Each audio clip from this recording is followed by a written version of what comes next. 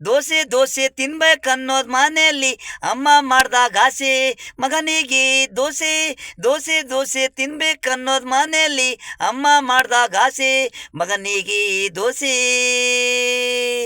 ಅವನು ತಿನ್ನೋದು ಒಂದೆರಡು ದೋಸೆ, ಇನ್ನೂ ಬೆಂದೆ ಇಲ್ಲ ಆಗ್ಲೇ ಆತ್ರ ಆತ್ರ ಅಮ್ಮ. ಅಮ್ಮ ಬೇಲಿ ಸುಮ್ನೀರು, ತಿನ್ನೋದಕ್ಕೆ ಪವನು ಬಂತು, ತಿನ್ನೋದು ಬಿಟ್ಟು ಹೋಗು ಬಿಟ್ಟ. ಅಮ್ಮ ಹೇಳಿದ್ರು ಆತ್ರ ಆತ್ರ ತಿನ್ನೋದಕ್ಕೆ ಕೆಲಸ, ಪವನು ಬಂತು ಹೋಗ್ಬಿಟ್ಟ. ಮನೇಲಿರೋ ತಿಂದ್ರು ದೋಸೆ, ಮನೇಲಿರೋ ತಿಂದ್ರು ದೋಸೆ. ಮನಸ್ಸಲ್ಲಿ ಆಸೆಗಳು ಇರಬೇಕು, ಅತಿ ಆಸೆಗಳಿಗೆ ಸಿಗಲ್ಲ.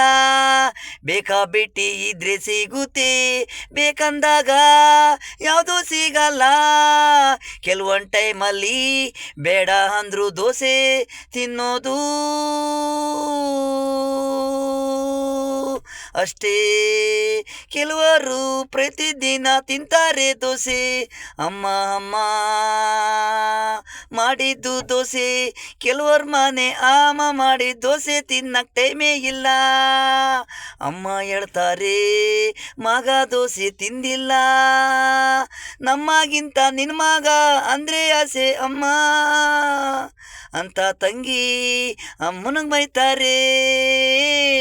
ಕೆಲವೊಂದು ಮನೇಲಿ ಹೆಣ್ಮಕ್ಳಿಗೆ ಆಸೆ, ಗಂಡು ಮಕ್ಳ ಮೇಲೆ ಆಸೆ ಇರಲ್ಲ.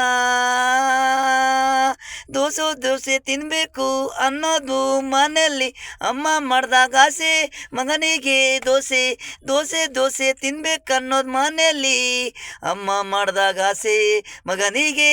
ದೋಸೆ